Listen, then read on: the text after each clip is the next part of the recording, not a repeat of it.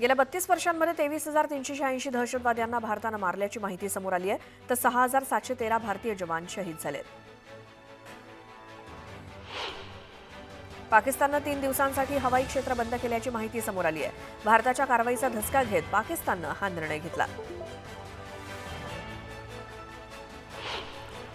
1 मे पासून एटीएम मधनं पैसे काढणं अजून महागणार आहे. रिझर्व्ह बँक ऑफ इंडियानं याबाबत महत्त्वाचा निर्णय घेतलाय.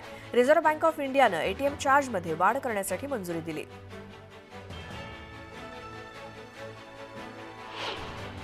पुण्यामध्ये आता आर्थिक व्यवहारांसाठी ऑनलाईन आणि ऑफलाईन असे दोन्ही पर्याय उपलब्ध करून देण्याची सूचना यूजीसी संस्थांना केली आहे. शैक्षणिक सेवांसाठी यूपीआयवरील आर्थिक व्यवहारांची मर्यादा आता 5 लाख रुपयांपर्यंत वाढवण्यात आली आहे. पुणे विमानतळावरती येणं सुलभ व्हावं या दृष्टीनं विमानतळाची कनेक्टिव्हिटी वाढवली जाणार आहे. त्यानुसार खडकवासला ते खराडी हे मेट्रो मार्गिका विमानतळाला जोडण्याचे विचाराधीन आहे. त्याचंच नियोजन सुरू झालंय. ठाणे पालिका क्षेत्रातनं मुंबई नाशिक आणि घोडबंदर मार्गे गुजरातकडे जाणारा महामार्ग आहे. पावसाळ्यात रस्त्यावरच्या खड्ड्यांमुळे मुख्य रस्त्यांच्या अंतर्गत रस्त्यावरती वाहतूक कोंडीत भर पडते. त्यामुळे सद्यस्थितीत सुरू असलेली कामं 20 मे पर्यंत पूर्ण करण्याचे निर्देश पालिका आयुक्त सौरभ राव यांनी अधिकाऱ्यांना दिले. अक्षय तृतीयेच्या मुहूर्तावर हापूस बाजारात पाठवण्यासाठी आंबा बागायतदारांची लगबग सुरू आहे. त्यामुळे गेल्या 4 दिवसात 55 ते 60 हजार पेट्या कोकणातनं वाशी बाजार समितीमध्ये पोहोचल्या आहेत. या ठिकाणी हापूसचा डझनचा दर 700 रुपये आहे. उन्हाची तीव्रता प्रचंड वाढत असल्यामुळे नाशिक जिल्ह्यातील धरणसाठा कमी होतोय. जिल्ह्यातील सर्व 24 धरणांमध्ये सध्या 33% पाणीसाठा आहे. माणिकपुंज हे धरण कोरडं ठाक पडलंय, तर इतर 8 धरणांमध्ये 20%हून कमी पाणीसाठा असून रिक्त होण्याच्या दिशेनं ते मार्गक्रमण सुरू आहे. राज्य सरकारनं स्मार्ट कॉटन प्रकल्प गुंडाळण्याचा निर्णय घेतलाय. मात्र राज्यातील कापसाचं उत्पादन, गुणवत्ता, मूल्यवर्धन आणि शेतकऱ्यांच्या उत्पन्न वाढीसाठी प्रकल्प सुरू ठेवणं गरजेचं असल्याचं म्हणण्यात आलंय. राज्यातल्या महामार्गाजवळ 400 स्वच्छतागृह उभारण्याचे निर्देश देण्यात आले आहेत. मुंबई उच्च न्यायालयानं एमएसआरडीसी आणि सार्वजनिक बांधकाम विभागाला याबाबत नोटीस बजावली. पहलगाम हल्ल्याचा नवा व्हिडिओ समोर आला. गोळीबारादरम्यान स्वतःचा जीव वाचवण्यासाठी पर्यटक धावपळ करताना दिसतायत, तर गोळ्या लागल्यानंतर काही लोक जमिनीवरती पडताना दिसतायत. बैसरान व्हॅलीतील झिपलाईन ऑपरेटरला एनआयएनं ताब्यात घेतलं. एनआयएकडनं झिपलाईन ऑपरेटरची चौकशी सुरू असून प्रत्यक्षदर्शी ऋषी भट यांनी हा संशय व्यक्त केला होता. पुण्यातील श्रीजित रमेशन यांचा एनआयएनं जबाब नोंदवला. पहलगाम दहशतवादी हल्ला प्रकरणी रमेशन यांचा जबाब नोंदवण्यात आलाय. एनआयएच्या अधिकाऱ्यांनी तब्बल 5 तास रमेशन यांच्याशी चर्चा केली. पहलगाम हल्ल्यात पुण्यातील असावरी जगदाळे यांचे वडील मृत्युमुखी पडले. या घटनेमुळे जगदाळे कुटुंबियांवर दुःखाचा डोंगर कोसळला. दरम्यान मुख्यमंत्री देवेंद्र फडणवीस यांनी अजिंक्य पाटील यांना फोन करून असावरी जगदाळे यांना डीवाय पाटीलमध्ये नोकरी दिली जाईल असं सांगितलं. दिल्लीमध्ये भारत आणि फ्रान्स संरक्षण करारावरती स्वाक्षरी करण्यात आली. 26 राफेल विमानांच्या खरेदीसाठी 63,000 कोटींचा करार करण्यात आला. या करारामुळे भारतीय सैन्याची ताकद वाढणार आहे.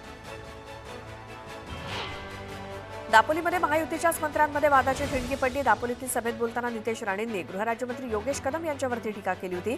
यावर नितेश राणेंनी माझ्याच मतदारसंघात येऊन मला शहाणपण शिकवू नये असं प्रत्युत्तर योगेश कदम यांनी दिलं.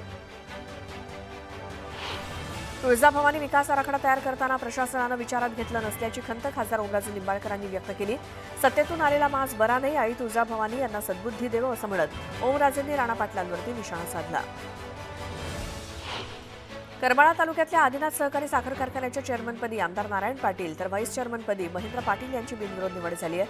आदिनाथ सहकारी साखर कारखान्याच्या निवडणुकीमध्ये शरदचंद्र पवार पक्षानं 21 पैकी 21 जागांवरती विजय मिळवत एकहाती सत्ता काबीज केली. इंदापूरच्या निराभिमा सहकारी साखर कारखान्याच्या अध्यक्षपदी भाग्यश्री पाटील यांची निवड झाली आहे. संचालक मंडळाच्या बैठकीत पाटील यांची बिनविरोध निवड करण्यात आली. रत्नागिरी जिल्ह्यातल्या दापोली तालुक्यातील जलजीवन मिशन योजनेची 77 पैकी बहुतेक कामं अपूर्ण आहेत. जलजीवन मिशनच्या माध्यमातून कोट्यवधी रुपये खर्च करूनही अधिकारी आणि ठेकेदारांच्या हलगर्जीपणामुळे कामं रखडली आहेत. यावरून खासदार सुनील तटकरे चांगलेच संतापले. ठेकेदाराला ब्लॅकलिस्टमध्ये टाकून दंडवसुली करण्याचे आदेश तटकरेंनी दिले. सोलापूर कृषी उत्पन्न बाजार समिती निवडणुकीत भाजप आमदार सचिन कल्याण शेट्टी यांच्या पॅनलचा दणदणीत विजय झाला. सचिन कल्याण शेट्टी यांच्या श्री सिद्धेश्वर विकास पॅनलनं 18 पैकी 15 जागांवर विजय मिळवला. जळगावातील धरणगाव नगरपालिकेने ज्येष्ठ नागरिकांसाठी उभारलेल्या विरंगुळा केंद्राचं पालकमंत्री गुलाबराव पाटील यांच्या हस्ते लोकार्पण करण्यात आलं। यावेळी करमुक्त बचत गट अभियानांतर्गत सत्कार सोहळा देखील आयोजित करण्यात आला। नागपूर शिक्षक भरती घोटाळ्याची एसआयटी मार्फत चौकशी करा अशी मागणी शिक्षक आमदार सुधाकर अडबाले यांनी केली। वर्ध्याच्या जिल्हाधिकाऱ्यांना त्यांनी याबाबत निवेदन दिलं। डोंबिवलीत रिक्षावाल्यांच्या मनमानीचा व्हिडिओ समोर आलाय। प्रवासी रिक्षात बसलेला असताना त्याच्याशी अरेरावीची भाषा करत रिक्षातनं बाहेर काढत असताना प्रवाशानं त्याचा व्हिडिओ केला। प्रवासी व्हिडिओ करत असल्याचं पाहून रिक्षावाल्यानं धूप ठोकली। बाल्कनीतील कुंड्या आणि दगड पडल्यामुळे एका 12 वर्षीय मुलाचा मृत्यू झाला। पुण्याच्या सरठाणा जकात नाक्याजवळच्या ब्लू सिटी अपार्टमेंटमध्ये ही घटना घडली। या घटनेचं सीसीटीव्ही फुटेज समोर आलंय।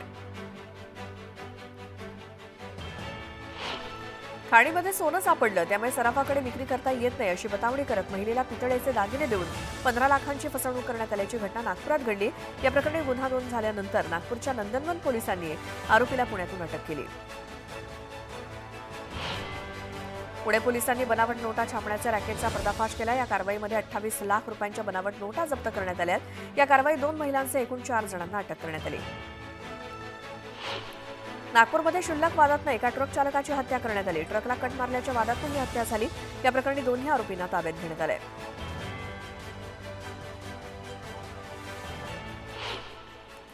यानंतर एक मोठी बातमी बघूयात। पहलगाम हल्ल्यानंतरही पाकिस्तानची नापाक कारवाई सुरूच आहे। कुपवाडा आणि बारामुल्ला सीमेवर पाकिस्तानकडनं शस्त्रसंधीचं उल्लंघन करण्यात आलंय, तर अखनूर सेक्टरमध्ये सुद्धा रात्री पाकिस्तानकडनं गोळीबार करण्यात आला।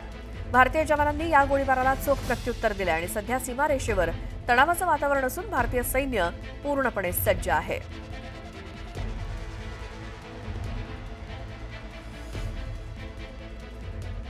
पुन्हा पाहूया सकाळच्या 100 बातम्या। पहलगाम हल्ल्याच्या निषेधार्थ जव्हारमध्ये नागरिकांनी कडकडीत बंद पाळला आणि संपूर्ण बाजारपेठ बंद ठेवत नागरिकांनी पहलगाम हल्ल्याचा निषेध केला। अहिल्यानगरमध्ये तृतीयपंथीयांनी संताप व्यक्त केला। पहलगाम हल्ल्याचा निषेध करत जिल्हाधिकारी कार्यालयाबाहेर तृतीयपंथीयांनी जोरदार घोषणाबाजी केली। शिर्डीमध्ये तृतीयपंथीयांकडून पहलगाम हल्ल्याचा निषेध करण्यात आला। तृतीयपंथीयांनी तहसीलदारांना निवेदन दिलं। दहशतवाद्यांवरती कठोर कारवाई करण्याची मागणी निवेदनातून करण्यात आली। भुसावळमध्ये ख्रिस्ती समाज बांधवांनी पहलगाम हल्ल्याचा निषेध केला। दहशतवाद्यांवरती कठोर कारवाई करण्याची मागणी करण्यात आली।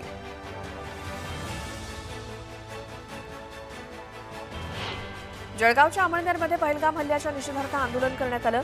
यावेळी पाकिस्तान विरोधात जोरदार घोषणाबाजी करण्यात आली। 3 राज्यांच्या सीमावर्ती भाग असलेला करेगट्टाचा पहाडी परिसर सध्या देशातल्या सुरक्षा दलाच्या केंद्रस्थानी आलाय, कारण 250 वर्ग किलोमीटरमध्ये पसरलेल्या माओवाद्यांच्या या मोठ्या आश्रयस्थानाला जवानांनी घेरलं असून 7व्या दिवशी संघर्ष सुरू आहे। केंद्रीय गृह मंत्रालयासह देशातल्या मुख्य सुरक्षा एजन्सीच्या रडारवरती असलेला हा करेगट्टाच्या परिसराची भव्य दृश्य न्यूज 18 लोकमतवरती आपण बघतोय। करेगट्टा परिसरात बॉम्ब शोधक पथकाकडून शोध मोहीम सुरू आहे। माओवाद्यांनी बियरच्या बाटलीमध्ये पेरलेले बॉम्ब बाहेर काढताना तसंच जमिनीमध्ये पेरून ठेवलेले बॉम्ब बाहेर काढतानाचा व्हिडिओ समोर आलाय। 5 वर्षांपूर्वी कांदा प्रश्नासाठी आंदोलन केल्याप्रकरणी सुरू असलेल्या खटल्याबाबत रयत क्रांती संघटनेचे अध्यक्ष सदाभाऊ खोत यांनी निफाड कोर्टात जबाब नोंदवला। कोर्ट पुढील तारखेला निकाल देण्याची शक्यता आहे।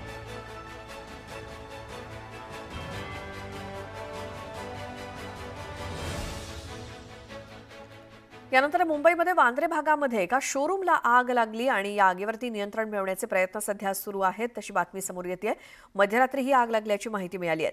मुंबईतल्या वांद्रे इथल्या एका शोरूमला लागलेली ही आग आणि काल आग लागली होती, मात्र ही आग अजूनही नियंत्रणात आणण्यासाठीचे प्रयत्न सुरू आहेत। ही सकाळची पुन्हा एकदा दृश्य आपण बघतोय। आगीवरती नियंत्रण मिळवण्याचं काम अद्यापही सुरूच आहे। मध्यरात्री ही आग लागलेली होती मुंबईतल्या वांद्रे इथल्या एका शोरूमला। वरचा मजला पूर्णपणे जळून खाक झाल्याचं दिसतंय या आगीमध्ये, आणि या आगीवर नियंत्रण मिळवण्यासाठी अजूनही अग्निशमन दलाकडून प्रयत्न सुरू आहेत, कारण अजूनही धूर बाहेर येतोय, त्यामुळे आग धुमसते। अगदी काही प्रमाणात आग दिसतेय सुद्धा। जिथे कुठे ही आग अजूनही धुमसते तिथे पाण्याचे फवारे मारले जात आहेत। फक्त वरच्या मजल्यावरती ही आग लागलेली दिसतेय। वांद्रे भागात एका शोरूमला लागलेली ही आग नियंत्रणात आणण्यासाठी अग्निशमन दलाचे प्रयत्न सकाळपर्यंत सुरू आहेत।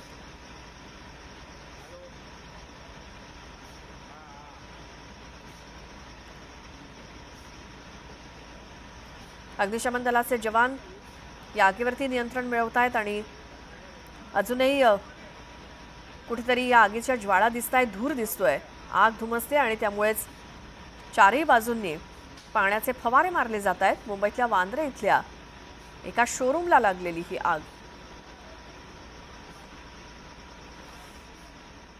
आणखी एक महत्त्वाची बातमी ती म्हणजे मुंबईतल्या एल्फिन्स्टन ब्रिजच्या 19 इमारतींच्या रहिवाशांच्या पुनर्विकासाचा प्रश्न आता सुटलेला आहे।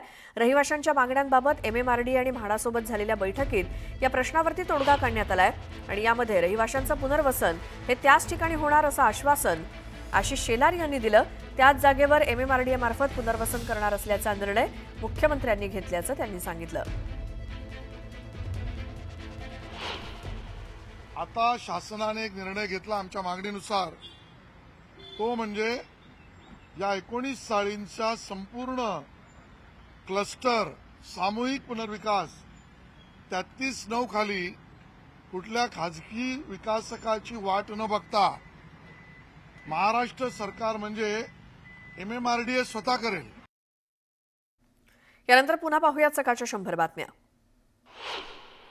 शहापूर तालुक्यातल्या 4,000हून अधिक मजुरांची 1,10,00,000 रुपये मजुरी जानेवारी महिन्यापासून थकीत असल्याची माहिती समोर आली आहे। काम करून सुद्धा पैसे न मिळाल्यामुळे मजुरांवरती उपासमारीची वेळ आली आहे। पुणे महानगरपालिकेच्या पथविभागानं विनापरवाना खोदकाम करणाऱ्यांवरती कारवाईचा इशारा दिलाय। कोट्यवधी रुपयांचा निधी खर्च करून शहरातले रस्ते सुस्थितीत आणले गेले, त्यानंतरही हे रस्ते खोदले गेल्यामुळे हे रस्ते खोदणाऱ्या संबंधित ठेकेदार, बिल्डर आणि हे काम करायला लावणाऱ्या व्यक्तींविरोधात गुन्हा दाखल करण्यात येणार असल्याची माहिती पथविभागाकडून देण्यात आली आहे।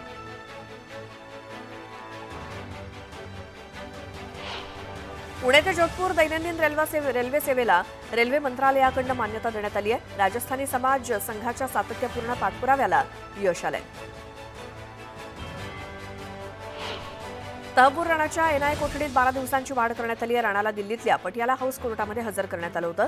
मुंबईवरती 26 नोव्हेंबर 2008 रोजी झालेल्या दहशतवादी हल्ल्याचा मास्टरमाइंड असल्याचा राणावरती आरोप आहे।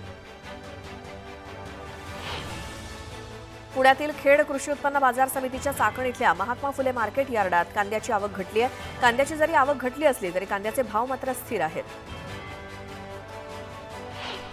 ब्रिटिशकालीन एल्फिन्स्टन पूल पाडण्यावरनं वाद सुरू आहे। स्थानिक नागरिकांनी हा पूल पाडण्यास विरोध दर्शवलाय।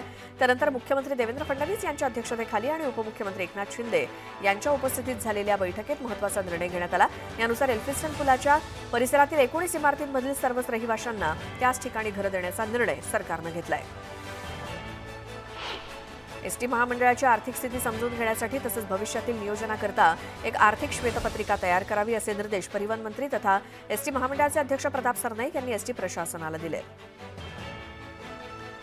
विदर्भातील काही भागांमधील कमाल तापमानाचा पारा काहीसा उतरला असून अमरावती, गडचिरोली, गोंदिया, नागपूर, वर्धा, वाशिम आणि यवतमाळ या भागात मेघगर्जना आणि विजांचा कडकडाट आणि ताशी 50 ते 60 किलोमीटर वेगानं वादळी वारे वाहण्याची शक्यता आहे। त्यामुळे या 7 जिल्ह्यांना येलो अलर्ट देण्यात आलाय। दरम्यान मध्य महाराष्ट्रातील हवामान कोरडंच राहण्याची शक्यता आहे।